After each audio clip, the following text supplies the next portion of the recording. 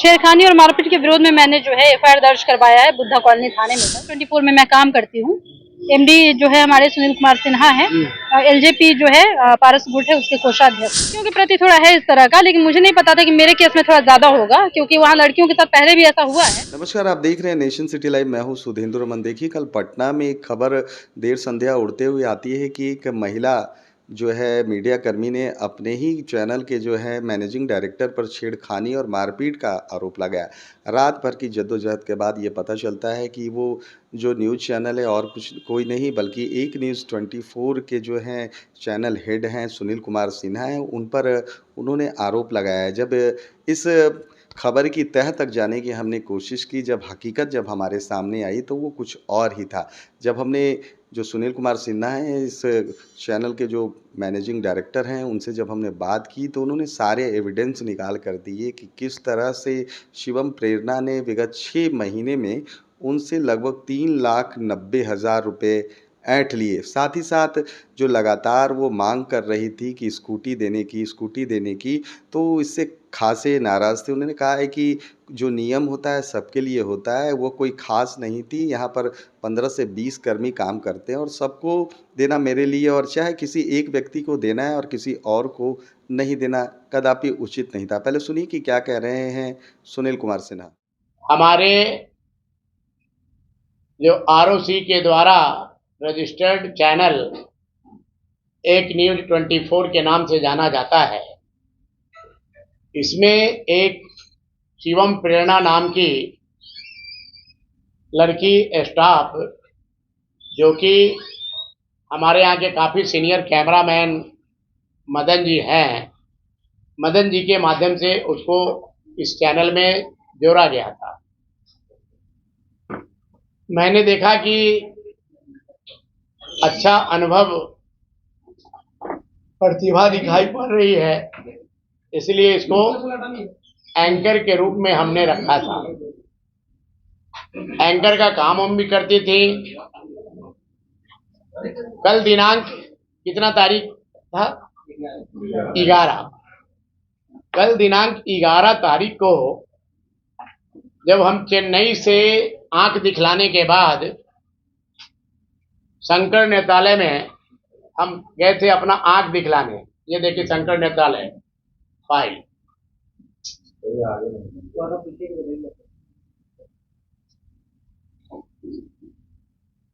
शंकर नेत्रालय, ठीक है।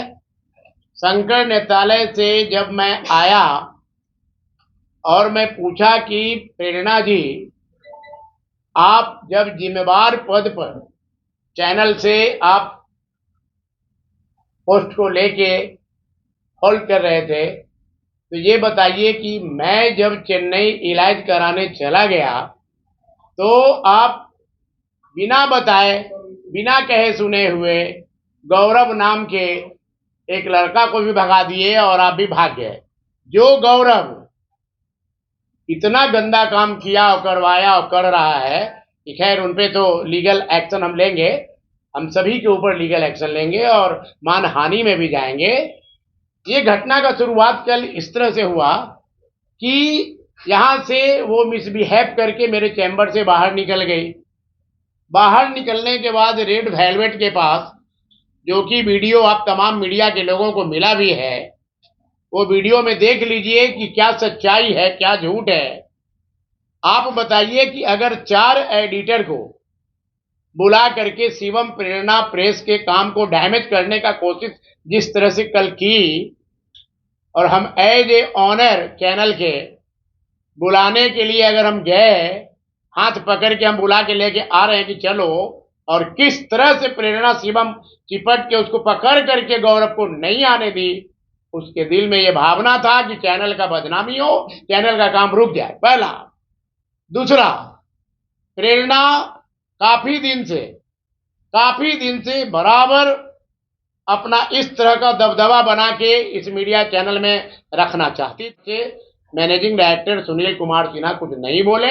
हम काफी काबिल आदमी हैं, जो हम करेंगे वो अच्छा करेंगे, बात समझे।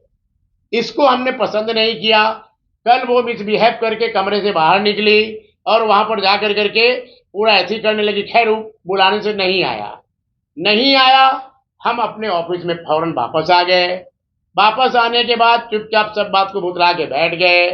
कल रात में हमको पता चला कि ऐसा ऐसा जो है बुद्धा कॉलोनी थाना में वो लिख करके कुछ दी है। तो भाई आप लोग से, पूरे मीडिया के, पोर्टल के सारे साथियों से मैं ये जानना चाहता हूँ कि क्या ये जो कदम है और जो एडिटर को यूनियनबाजी करके फोड़ के बुला के काम को बंद कराने की जो कोशिश और साजिश की गई थी, क्या ये अच्छी कदम है? नंबर 2, स्कूटी दिलाने के लिए कई माह पहले हमको वो एक कोटेशन ला के दी। ये देखा जाए प्रेरणा के द्वारा दिया गया कोटेशन, स्कूटी का डिमांड कर रही थी हमसे, स्कूटी गाड़ी दिलाने का डिमांड कर रही थी।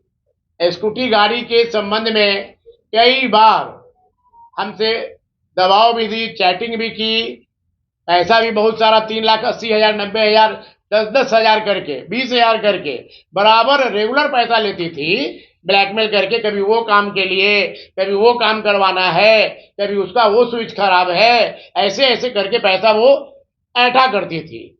इस ऐंठने का विरोध एक आध बार हमको सुझाव, रिया जैसी शुभचिंतक और भी हमको कई लोग, हरत उरत सब हमको बीच में बोला करती थी। मैं इन लोगों का बात नहीं सुनता था, क्योंकि इस तरह का वो यहाँ पर इंप्रेशन बना के रखी हुई थी कि जैसे लगता था कि नहीं, जो है जो यही सच्ची है, यही भक्ति है, यही सब चीज है। लेकिन कल वो अपना असली रूप दिखला दी और जा करके ब्लैकमेलिंग का, इस तरह का वो झूठा हम पर बेबुनियाद जो लिख करके थाने में दी है।